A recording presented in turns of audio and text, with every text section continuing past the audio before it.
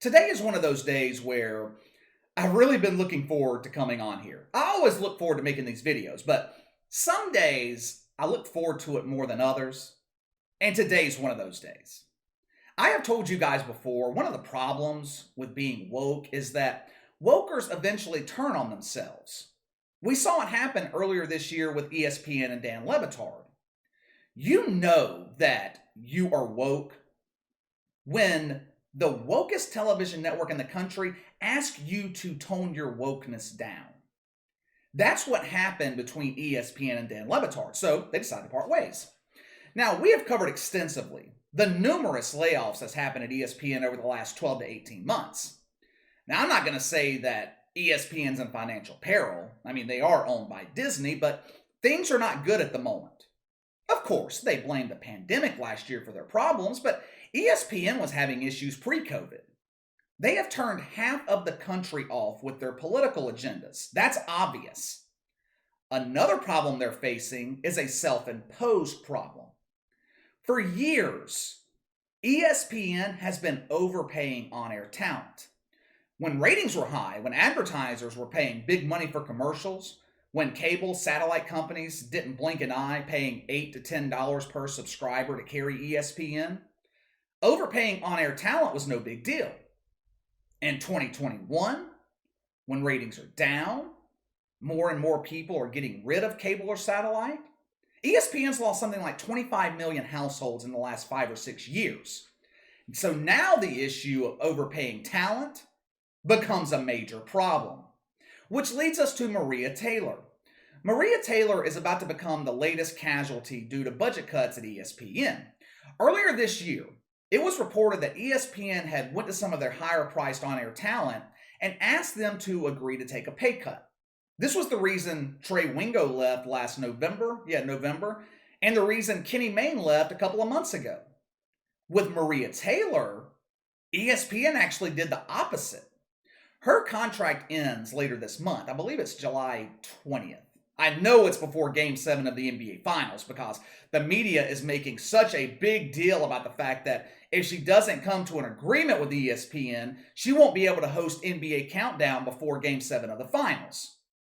Yeah, like it would be such a travesty if Maria Taylor missed hosting NBA Countdown before Game 7. I don't know what ESPN would do. I mean, they can't lose Maria Taylor. Viewers turn into NBA Countdown, to hear her on-point analysis. ESPN has created their own monster in Maria Taylor. They put her on the fast track to superstardom. And when you think about the political agenda at ESPN, it makes perfect sense. ESPN's woke. Maria Taylor is in a protected class, and she's a woman. That's all the qualifications that she needed to get on the fast track to success at ESPN. Added bonus, she's also woke. And she is a professional at playing the victim. She's basically a younger version of Jemele Hill. Remember when she made a fool of herself on Twitter a couple of months ago? She completely embarrassed herself. ESPN had sent out a tweet about the Baylor basketball team making the Final Four. The tweet was about Baylor making the Final Four for the first time since 1950. It was obvious that ESPN was talking about the Baylor men's team. Hell, the picture below the tweet had a dude from Baylor shooting a jump shot along with a caption that said 2021 NCAA men's tournament. But you know how these people are. They never resist an opportunity to promote their cause. Maria Taylor quote tweeted and corrected ESPN, saying Baylor men's because the women won the title in 2019. She was rightfully roasted on Twitter for this glaring mistake. Her thinking was, Twitter is a cesspool of wokeness, so all my woke brethren will champion me for standing up for women. Instead, woke Twitter blasted her for being a blithering idiot. Yet another example of wokers turning on each other. Now, I mentioned ESPN overpaying for on-air talent earlier. Maria Taylor is a prime example. Right now, she is making $1 million a year. Now, we can go back and forth all day whether or not she is worth that kind of money, but that is what she's currently making. Last year, during COVID, ESPN offered her an extension that would have paid her $5 million a year. At that point, Maria Taylor would be overpaid. Why would you pay someone who knows very little about the NBA $5 million a year to cover the NBA? This is the same person who didn't vote for Anthony Davis to be on one of the 3 All-NBA teams last year because she forgot about him. What? You forgot about Anthony Davis? I know Anthony Davis has a bland personality with the media, but how in the hell could an NBA analyst forget about the second best player who plays for the cornerstone franchise in the NBA, the team that was in the finals last year? And number 2, what in the hell is Maria Taylor even doing voting for all NBA honors? Who gave her that privilege? Who thought she was qualified? The last I checked, she's never made a jump shot in the NBA. She's never coached. Hell, she's never been the equipment manager for an NBA team. What does she know about the NBA?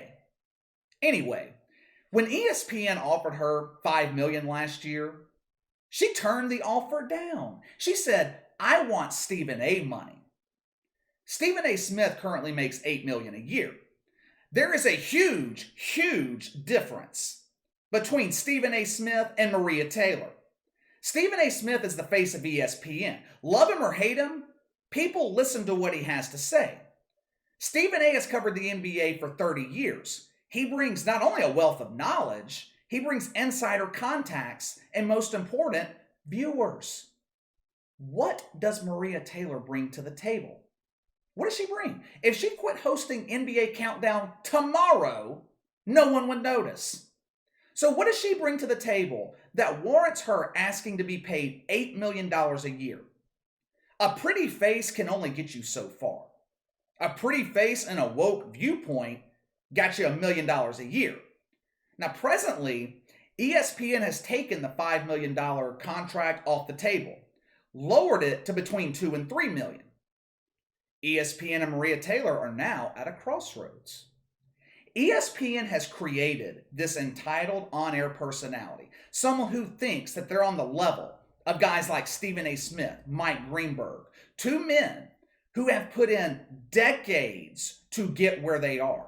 The fact of the matter is, Maria Taylor does not have the cachet to demand this type of money. You know, I'm reminded of something that she said last fall that really demonstrates her mentality, the entitlement mentality that a lot of these wokers have. Wokers have this sense of entitlement. We all know that. I'm a minority. It's my right to have this job. I'm a woman. It's my right to cancel you for being a typical man. Last fall, Maria Taylor was on a podcast called Bill Rhoden on Sports. Never heard of it. You probably haven't either. Now check out what she said because this was real interesting. Quote, as black women, stop being humble. I'm good at my job. It's almost like, what are you going to do? If you fire me, people would be upset about it at this point, end quote. You have to remember, when she said this, all of the race stuff, the race riots were happening last year. You can tell by her own remarks, Maria Taylor feels invincible. If you fire me, you'll catch hell because I'm a black woman. That's basically what she said. Now, I rarely side with ESPN, but they have all the leverage here. Maria Taylor, she can go test the open market. That's her right. She's not going to receive an $8 million contract anywhere else. Maybe $8 million over 5 or 10 years, not $8 million a year. The truth is, and she doesn't realize this, but Maria Taylor is expendable. And when you're expendable, you have zero leverage. We saw this same thing happen with Michelle Beadle at ESPN. You remember Michelle Beadle? They fast-tracked her, made her a star. She thought she was invaluable. She thought she was invincible. She thought she was bigger than the network, worth more money. And look what happened. Where is Michelle Beadle now? I'll tell you where she is. in the land of irrelevancy right alongside Jamel Hill, the same land that Maria Taylor is about to be in. All right, time to let me know what you think. What are your thoughts on Maria Taylor? Is she worth $8 million a year, or do you think that she's expendable? Sound off in the comments below. Make sure to like and subscribe. Click the notification bell to receive all notifications from the channel. Best way to contact me is by email at btlkc84@gmail.com, KC_BTL84 on Twitter. I will see you guys later.